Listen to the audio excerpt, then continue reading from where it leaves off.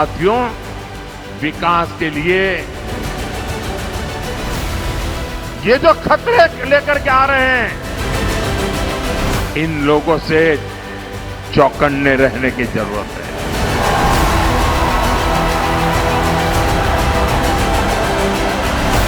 आज ये लोग बयान देते हैं और पता नहीं क्या क्या बोल रहे हैं।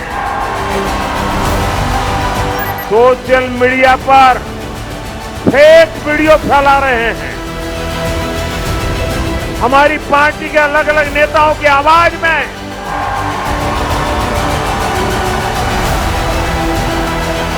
मैं समझ नहीं पा रहा हूं। कांग्रेस वोट बैंक के तुष्टीकरण के लिए खतरनाक खेल में जुटी है। क्या 140 करोड़ का देश ऐसे चल सकता है क्या? क्या ऐसी चीजें हमें मंजूर है क्या? हम ऐसी चीजों को चलने देंगे क्या?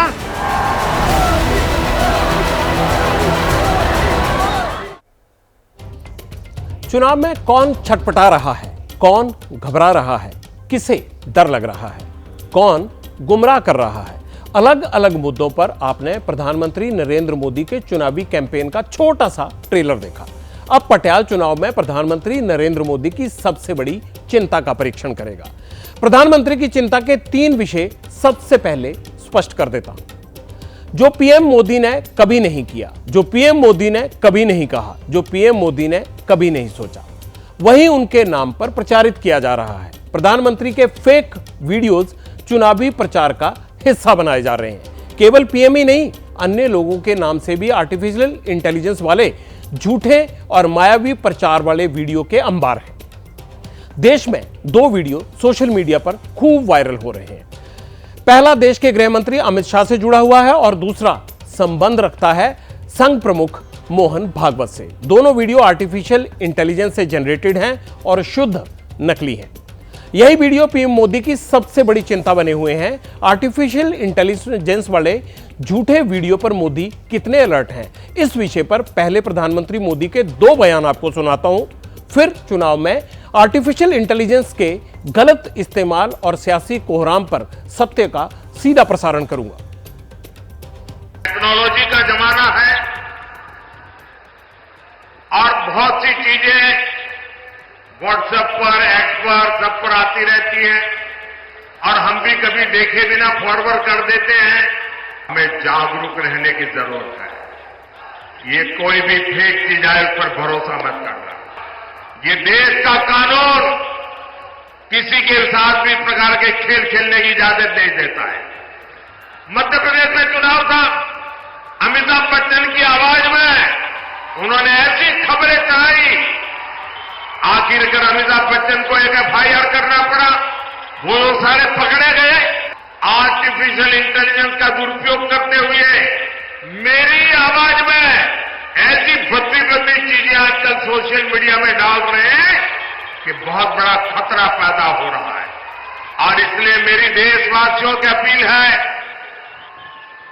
कि कोई भी फेक वीडियो आपको नजर आए, आप पुलिस को जानकारी दो, हमारी पार्टी को जानकारी दो, कानूनी लोगों पर कार्रवाई होगी और उनको सबक सिखाया जाएगा। नकली वीडियो से पीएम मोदी परेशान है, चिंता में डूबे हैं, ये उनके बयानों से आपको स्पष्ट हो गया होगा। साथ ही संदेश ये भी है कि ऐसा करने वालों को सीधा कर देंगे, सबक सिखाएंगे। अब मैं आपको बताता हूं कि एडिटेड वीडियो वाला विवाद पॉलिटिक्स की पिच पर कब और कैसे लॉन्च हुआ और अब उसमें जांच का दायरा कहां तक पहुंच गया है। 23 अप्रैल 2023 को गृह मंत्री अमित शाह ने तेलंगाना में रैली की, एससी और एसटी आरक्षण पर बयान दिया। आरोप है कि इसी बयान को टेम्पर किया गया। 27 अप्रैल 2024 को गृह मंत्री अमित शाह का एडिटेड वीडियो सोशल मीडिया पर अपलोड हुआ। यह कोई मामूली मामला नहीं है। मुद्दा देश के गृह मंत्री और संघ प्रमुख से जुड़ा हुआ है। पहले गृह मंत्री अमित शाह के फेक वीडियो पर कैसे ताबड़तोड़ एक्शन हो रहा है, इसकी गंभीरता को समझिए। अमित शाह के फेक वीडियो केस में दिल्ली पुलिस ने एफआईआर दर्ज की है। आईपीसी की धारा 153, 153A, 465, 469, 66 आईटी एक्ट के तहत केस दर्ज हुआ है। दिल्ली पुलिस की स्पेशल टीम केस की जांच के लिए तेलंगाना जाएगी। तेलंगाना के सीएम रेवंत रेड्डी को दिल्ली पुलिस ने नोटिस इशू किया है। सीएम रेवंत रेड्डी को 1 मई को दिल्ली आकर अपना पक्ष रखना होगा। रेवंत रेड्डी से पुलिस ने उनका मोबाइल फोन भी मंगवाया है। दिल्ली पुलिस उनके मोबाइल फोन की जांच करेगी। आरोप है कि रेवंत रेड्डी ने अपने ट्विटर हैंडल से अमित शाह का फेक वीडियो शेयर किया था। रेवंत रेड्डी के अलावा दिल्ली पुलिस की आईएफएसओ यूनिट ने तेलंगाना के कई नेताओं को और भी नोटिस भेजे हैं। इनमें माने सतीश, नवीन, शिवाशंकर और अस्मा तस्लीम शामिल हैं। इन नेताओं से भी दिल्ली पुलिस ने मोबाइल फोन और उनके लैपटॉप मंगवाए हैं। उधर असम में अमित शाह के फेक वीडियो केस में रितोंग सिंह नाम के शख्स को अरेस्ट किया गया है। असम के मुख्यमंत्री हेमंत बिस्वा शर्मा ने सोशल मीडिया एक्स पर इसकी खुद जानकारी दी। दिल्ली पुलिस के नोटिस पर रेवंत रेड्डी की प्रतिक्रिया भी आ गई है। रेवंत रेड्डी ने क्या कहा? उन्होंने कहा, ईडी, आईटी और सीबीआई से नहीं डरते। इस बार चुनाव में मोदी शाह को हराएंगे, ये रेवंत रेड्डी ने कहा। अब पटियाल फेक वीडियो पर सत्य का सीधा प्रसारण करेगा। इस टेस्ट के लिए मैं आपको थोड़ा सा फ्लैशबैक में लेकर चलूंगा। बात 23 अप्रैल 2023 की है। तेलंगाना के चेवल्ला में गृह मंत्री अमित शाह की रैली हुई थी। केवीआर ग्राउंड में अमित शाह ने ठीक 5:30 पर एक बयान दिया। यह बयान आरक्षण पर था। इसी बयान में टेम्परिंग का आरोप है। असली बयान और यह बयान क्या था और फिर उसे फेक वीडियो में कैसे तब्दील किया गया, बारी बारी से दोनों टेप सुनिए और artificial intelligence based fake tape के खतरे को आप भी महसूस कीजिए। यहां कहकर जाता हूं, भारतीय जनता पार्टी की सरकार बनेगी तो एक गैर संवैधानिक मुस्लिम रिजर्वेशन को हम समाप्त कर देंगे।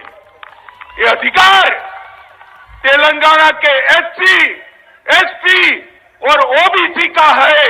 वो अधिकार उनको मिलेगा और मुस्लिम रिजर्वेशन को हम समाप्त कर देंगे। भारतीय जनता पार्टी की सरकार बनेगी तो एक गैर संवैधानिक एससी, एसटी और ओबीसी का है। वो रिजर्वेशन को हम समाप्त कर देंगे। रिजर्वेशन को हम समाप्त कर। दोनों टेप सुनने के बाद सत्य सीधे आपके दिमाग में पहुंच गया होगा। पटियाल ने इस फर्जीवाड़े पर देश के गृह मंत्री के सवाल पूछे, क्योंकि टेप उनका था तो उनसे पूछना बनता था। हमारे संवाददाता नीरज पांडे को उन्होंने क्या बताया, वो आप भी सुनिए। आपके एडिटेड वीडियो का सहारा ले रहा है और लगातार ये बात स्प्रेड करने की कोशिश कर रहा है कि संविधान खतरे में। ये एडिटेड नहीं है, डॉक्टेड है। मैं कभी ऐसा बोला ही नहीं। मैंने ये कहा है कि तेलंगाना में हम माइनॉरिटी का जो मुस्लिमों को आरक्षण दिया है उसको समाप्त करेंगे। उन्होंने गलत तरीके से ये किया है और देश की जनता सब जानती है। क्रिमिनल ऑफेंस इनके खिलाफ रजिस्टर हुआ है, अब क्रिमिनल केस फेस कर रहे हैं। इसका मतलब है कि वो बिल्कुल कॉन्फिडेंस उनका गंवा चुके हैं। लेकिन राहुल गांधी ने आज भी संविधान खतरे वाली बात फिर से दोहराई है और उनका मानना है कि संविधान खतरे में है। अगर 400 ये जीत गए तो इस देश का संविधान खत्म कर देंगे।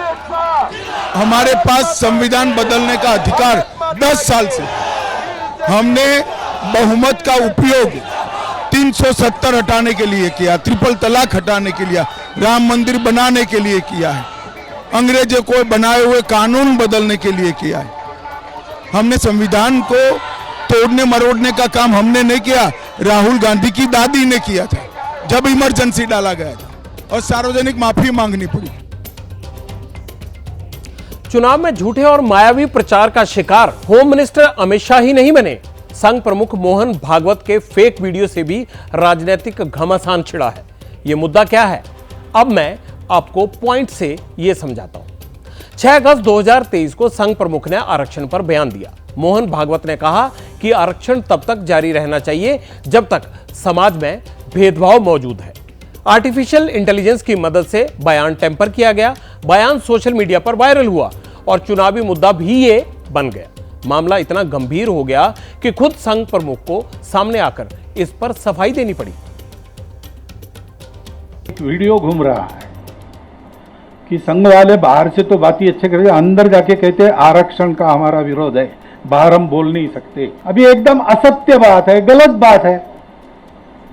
जब से आरक्षण आया है तब से संविधान सम्मत सारे आरक्षण को संघ पूर्ण समर्थन देता है और संघ ये कहता है कि आरक्षण जिनके लिए है उनको जब तक आवश्यक लगेगा या सामाजिक कारणों से दिया गया है, वो भेदभाव जब तक है तब तक ये आरक्षण जारी रहना चाहिए। लेकिन मैं बैठक ले रहा हूं लोगों की, ऐसा दृश्य है उसमें, ये हुआ तो कभी है नहीं, लेकिन जो नहीं हुआ वो भी दिखा सकते हैं। ऐसी विद्या है, विद्या अच्छी है, टेक्नोलॉजी है, आर्टिफिशियल इंटेलिजेंस है।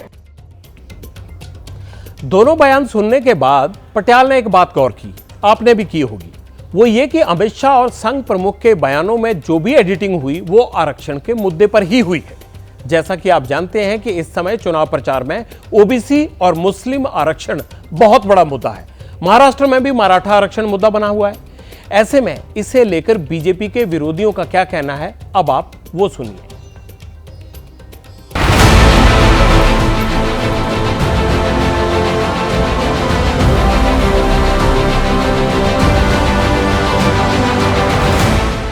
नरेंद्र मोदी जी, बीजेपी के लोग कहते हैं हम आरक्षण को खत्म कर देंगे। जहां भी कमजोर लोगों को थोड़ा सा फायदा मिलता है वहां ये लोग, उनका ध्यान चला जाता है, उसको बंद करने की कोशिश करते हैं। मोहन वैद्य कह चुके हैं कि आरक्षण से अलगाववाद बढ़ता है, आरक्षण खत्म होना चाहिए। अमित शाह जी ने कहा 50 साल देश के ऊपर राज करेंगे। क्या फार्मूला है भाई आपके पास, 50 साल देश के ऊपर राज करेंगे? वही फार्मूला है जो सूरत में हुआ, जो चंडीगढ़ में हुआ। 10 साल में देश में बीजेपी, 20 साल में प्रदेश में बीजेपी, फिर भी आपको फ्री में देना पड़ रहा है। इसका मतलब क्या है? आपने संपन्नता नहीं दी, रोजगार नहीं दिए, आपने लोगों को आत्मनिर्भर नहीं बनाया, ये फेलियर है।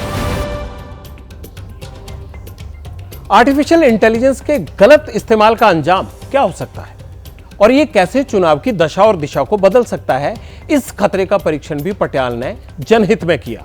जरा गौर कीजिए। साल 2024 में दुनिया के 60 से ज्यादा देशों में चुनाव हो रहे हैं। 420 करोड़ से ज्यादा लोग अपने मताधिकार का इस्तेमाल करेंगे। 2019 से 2020 तक नकली वीडियो की भरमार रही। एक साल के दौरान डीप फेक वीडियो में 900% का इजाफा हुआ। 900%। अंदाजा लगाइए आप कितना ज्यादा। अप्रैल 2024 में आर्टिफिशियल इंटेलिजेंस के मिसयूज पर माइक्रोसॉफ्ट ने अलर्ट भी किया था। माइक्रोसॉफ्ट ने कहा था अमेरिका और भारत में इलेक्शन को लेकर चीन आर्टिफिशियल इंटेलिजेंस से टेम्परिंग कर सकता है। आर्टिफिशियल इंटेलिजेंस 2024 के चुनाव में गलत सूचना को सुपरचार्ज कर सकता है। जैसे ही घड़ी का काटा दोपहर 2:30 पे आए, बबीता जी का दिल सास बहू साजिश के लिए मचल जाए। और ये है इनकी बहू, पूरे दिन ऑफिस की टेंशन हो जाए गॉन जब ये करें अपना फेवरेट शो फ्री टाइम पे ऑन। इनकी तरह आप भी देखिए अपना फेवरेट शो अपने टाइम पर और डाउनलोड कीजिए एबीपी लाइव ऐप अपने स्मार्ट टीवी पर।